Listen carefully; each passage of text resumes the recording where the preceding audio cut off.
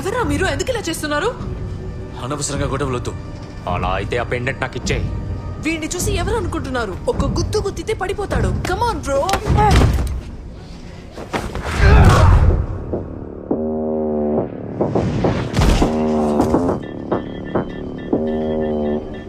ఏం కాలేదుగా?